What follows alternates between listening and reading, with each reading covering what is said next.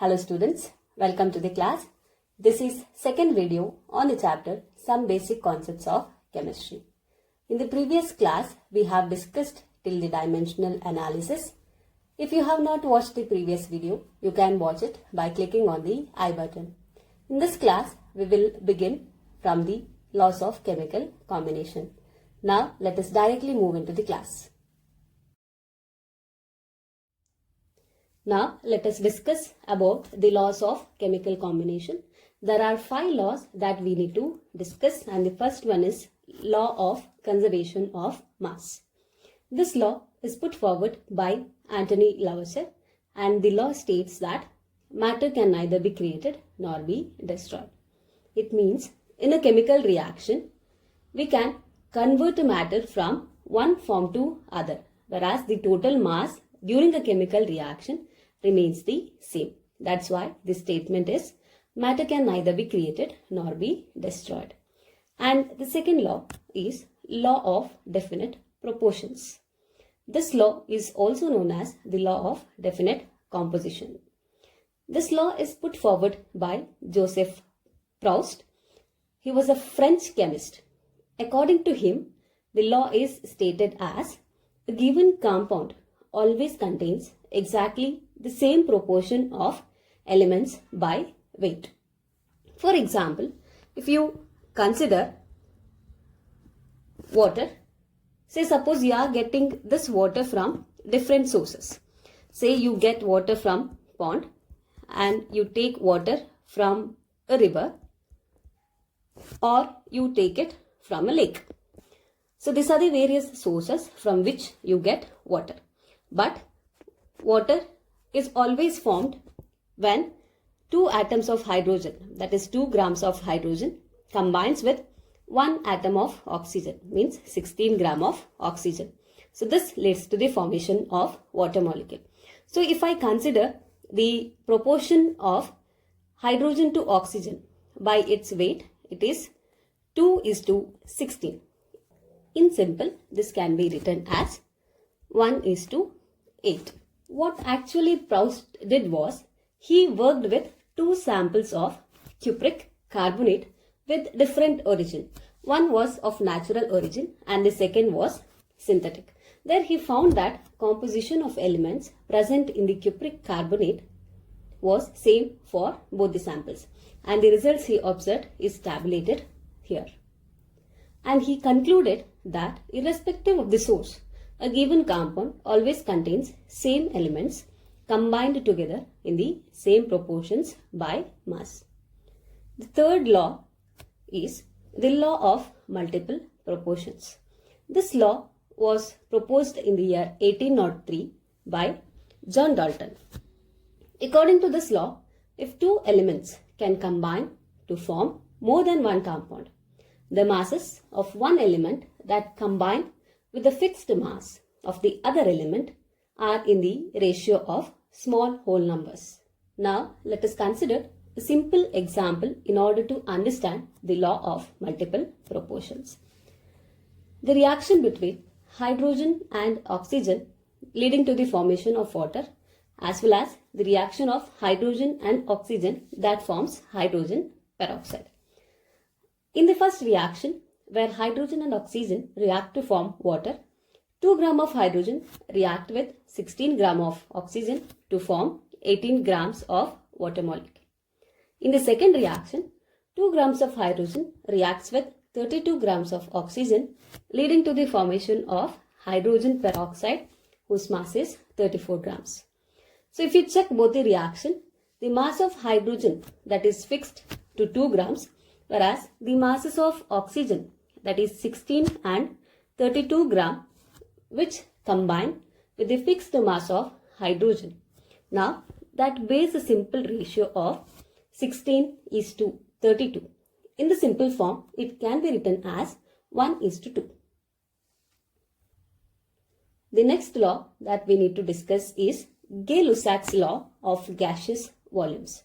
This law is also known as the law of definite proportions by volume. And the law is put forward in the year 1808 by Gay-Lussac.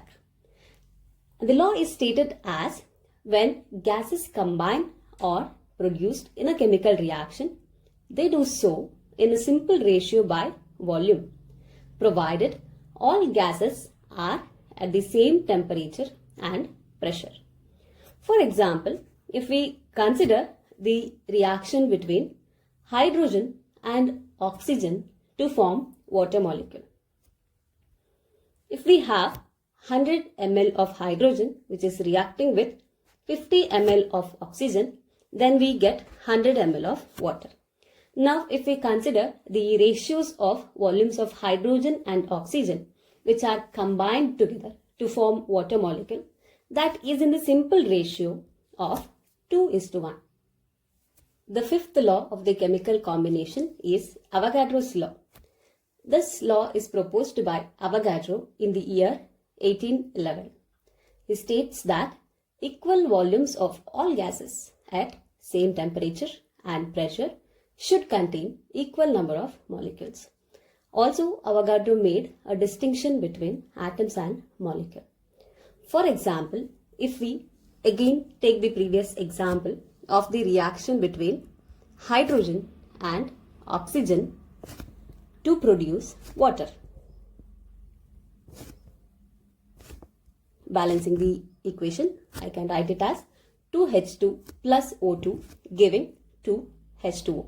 Here we have 2 volumes of hydrogen which is combining with 1 volume of oxygen, leading to the formation of 2 volumes of water. Now let us discuss about Dalton's atomic theory.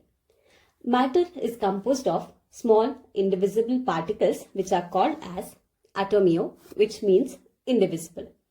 In the year 1808, Dalton published a new system of chemical philosophy in which he proposed the following points, where the first point he tells that matter consists of indivisible atoms and all atoms of a given element have identical properties including identical mass, and atoms of different elements differ in their mass.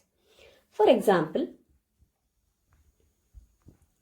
consider a piece of sodium metal.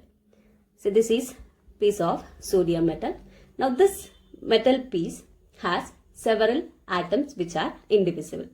Say suppose I represent a few atoms as dots inside the metal which I have considered. So here every dot represents a sodium atom.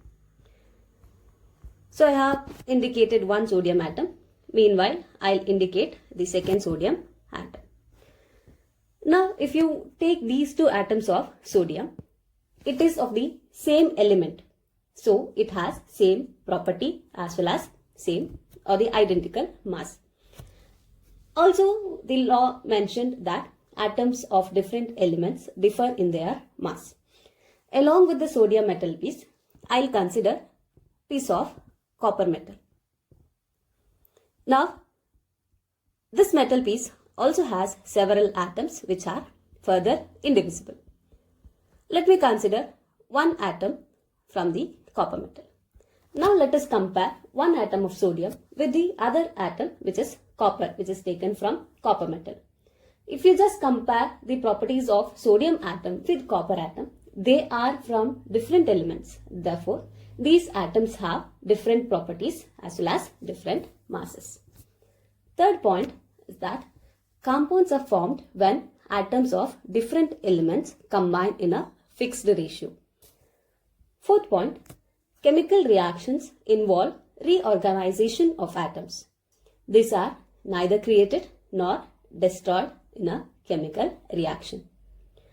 Basically, it is Dalton's atomic theory which formed a basis for few of the laws of chemical combination. Now, let us move on to the discussion on atomic and molecular masses. One atomic mass unit is defined as a mass exactly equal to 1/12 the mass of carbon-12 atom. So 1 AMU is equal to 1.66056 into 10 to the power 24 grams. If I represent this in terms of kgs, 1 AMU is equal to 1.66056 0.66056 into 10 to the power minus 27 kg. Atomic mass unit is represented as AMU, has been replaced by unified mass, which is represented by small letter English alphabet U.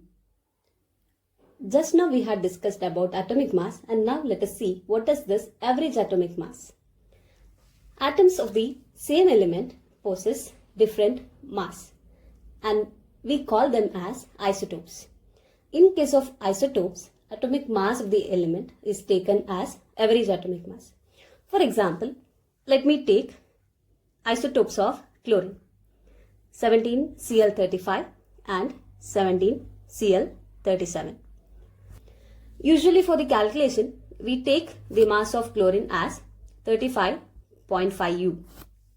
It is not equal to that of the mass of chlorine 35 or the mass of chlorine 37. But it is the average of both the atomic masses. And this average is taken based on the percentage abundance. That is, for chlorine 35, it is 75% abundant, and for chlorine 37, it is 25% abundant. Based on these abundance value, we are going to calculate the average atomic mass. So further calculations related to average atomic mass will be dealt in another video. Now let us move to study about molecular mass. Molecular mass is the sum of atomic masses of the elements present in a molecule. For example, if we want to calculate the molecular mass of methane, we write its chemical formula as CH4, means it has one carbon atom and 4 hydrogen atom. So we will write it as 1 into atomic mass of carbon plus 4 into atomic mass of hydrogen, since we have 4 hydrogen atoms. So 1 into mass of carbon is 12.011 unified mass, and that of hydrogen is 1.008 unified mass, and that comes out to be equal to 16.043 unified mass. Now let us move on to discuss about formula mass. Formula mass is the sum of atomic masses of ions present in the formula unit of an ionic compound. So the basic difference between molecular mass and formula mass is that molecular mass is used in case of molecules. Whenever we need to calculate the mass of a molecule, we use molecular mass, and whenever we need to calculate the mass of ionic compound, we use formula mass. Further, the calculation is same in case of molecular mass as well as formula mass. For example, now let us consider the calculation of formula mass for sodium chloride. NaCl is the chemical formula of sodium chloride. So clearly you can see that it has one ion of sodium. This can be written as Na plus Cl minus. So we have sodium 1 atom as well as chlorine 1 atom. So in order to calculate formula mass, I can write it as atomic mass of sodium plus atomic mass of chlorine. Atomic mass of sodium is 23 and atomic mass of chlorine is 35.5. Adding it up, we get 58.5, which is the formula mass of sodium chloride. Moving to the important concept, the mole concept and molar masses. We have studied the base physical quantities of SI system. In that, the 7th base physical quantity is mole, which is represented by the symbol MOL, which represents the amount of substance. And 1 mole contains exactly 6.02214,076 into 10 to the power 23 elementary entities. And this number is numerically a fixed value. It is known as Avogadro constant, represented by Na. And this constant, when it is expressed in the unit per mole, it is known as Avogadro number. So many entities The entities mean here the atoms, molecules or any other particles that constitute 1 mole of a particular substance. So we can therefore tell that 1 mole of hydrogen atoms is equal to 6.022 into 10 to the power 23 atoms. 1 mole of water molecules is equal to 6.022 into 10 to the power 23 water molecules. 1 mole of sodium chloride is equal to 6.022 into 10 to the power 23 formula units of sodium chloride. What is molar mass then? The mass of 1 mole of a substance in grams is termed as molar mass. And the molar mass in grams, it is numerically equal to the atomic mass or molecular mass or formula mass in terms of unified masses.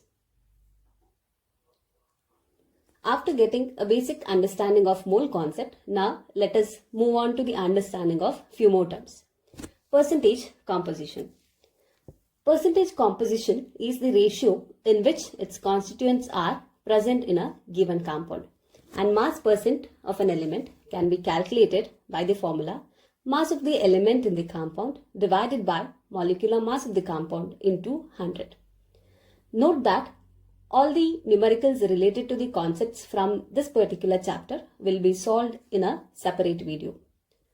Moving on to empirical formula for molecular formula.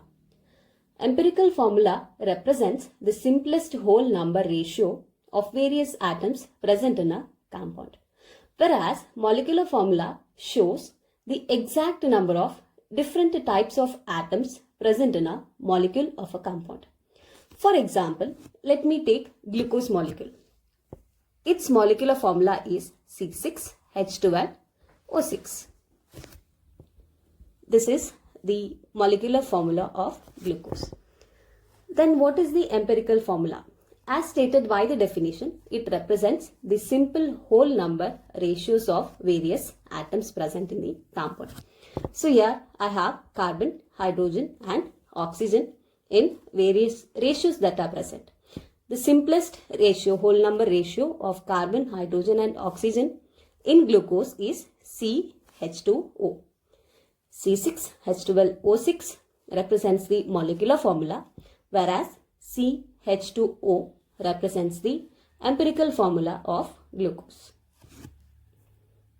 Then moving to stoichiometry and stoichiometric calculations.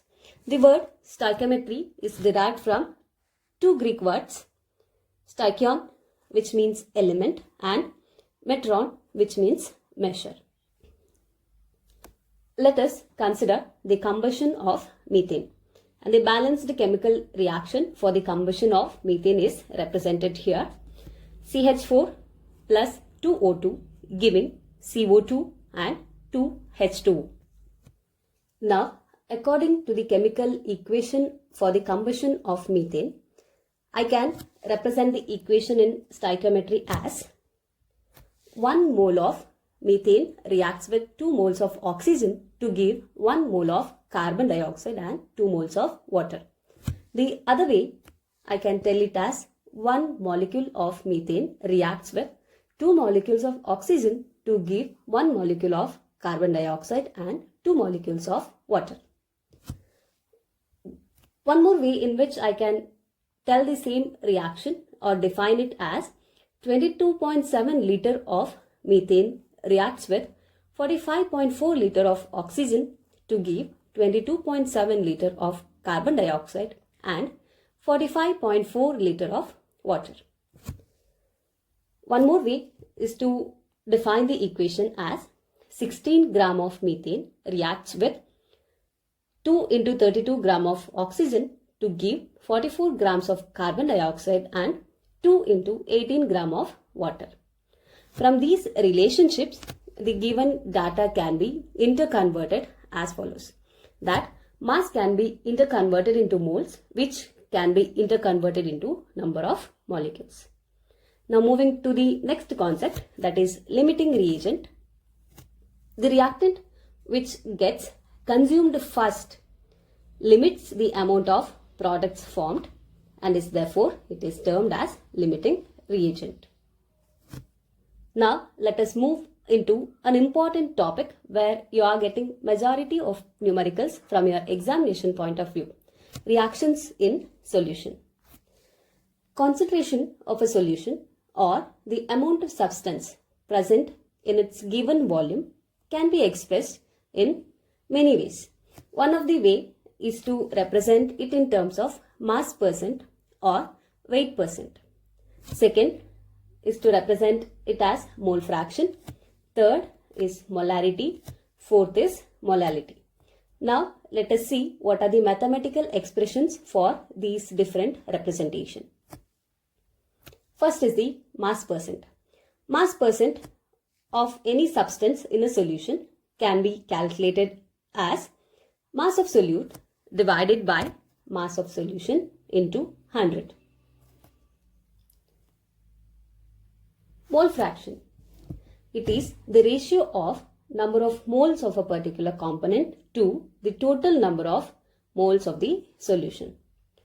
For example, if a substance A dissolves in substance B and their number of moles are represented as Na and Nb respectively, then mole fractions of A is given by number of moles of A divided by number of moles of solutions, which can be written as Na divided by Na plus Nb. Mole fraction of B can be calculated as the ratio of number of moles of B divided by number of moles of the solution, which is represented mathematically as Nb divided by Na plus Nb. Third representation is molarity. Molarity is most widely used unit and it is represented by capital letter English alphabet M. Molarity is defined as the number of moles of solute in 1 liter of the solution. Mathematically, it is expressed as M is equal to number of moles of solute divided by volume of solution in liters. Fourth is molality. It is defined as the number of moles of solute present in 1 kg of the solvent. It is represented by small letter English alphabet M. Mathematically, it is represented as M is equal to number of moles of solute divided by mass of solvent in kg.